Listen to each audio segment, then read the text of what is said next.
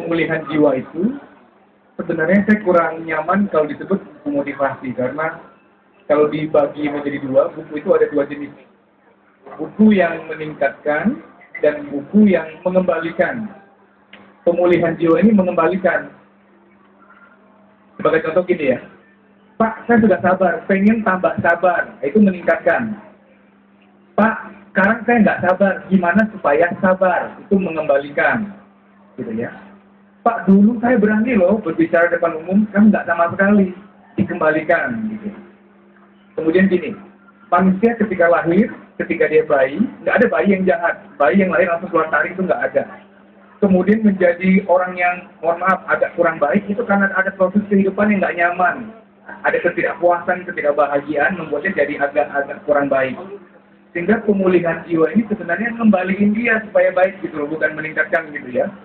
Nah, dikatakan motivasi tentu jauh dibandingkan motivator-motivator lainnya. Yang mereka strategik bikin cara-cara untuk menjadi sukses, kaya, segala macam gitu ya. Tapi kalau pemulihan jiwa membuat kita ngerti, diri gue yang sekarang ini kayaknya bukan diri gue yang sesungguhnya deh. Diri gue yang sejati ini kayaknya bukan yang sekarang ini deh.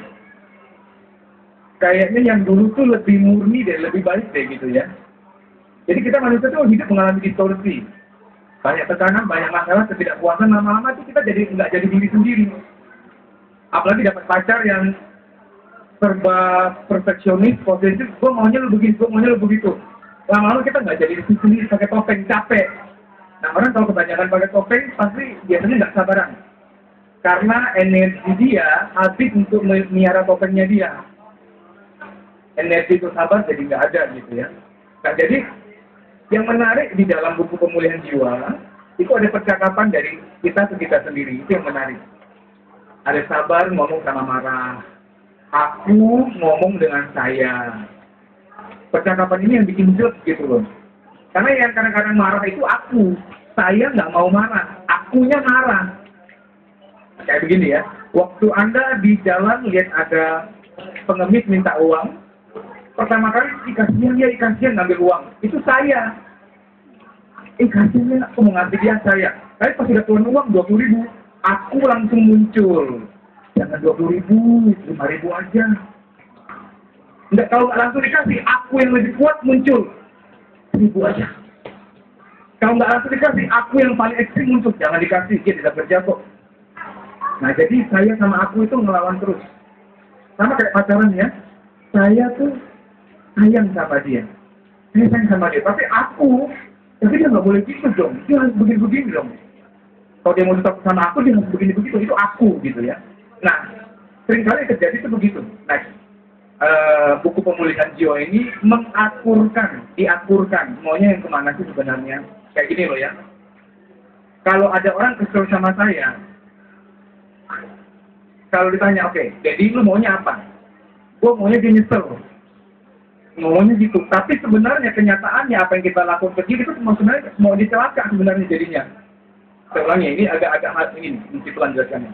Waktu ada orang nyakitin saya, terus orang lain nanya saya, jadi lu kesel sama dia? Iya. Oke, lu maunya apa? Gue pengen dia nyesel.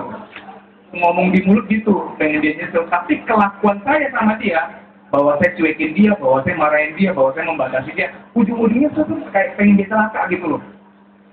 Saya pengen dia nyesel. Aku pengen dia celaka. Biar tahu rasa loh, sobat, itulah. Jadi, alam bawah sadar manusia ini masalah kita tidak diperbetan. Ini ngeri. Kita tuh ada alam bawah sadar kita tuh ada naluri primitif mau nyelakain orang kalau ada orang nyelakain kita gitu. Kita pengen balas seperti itu.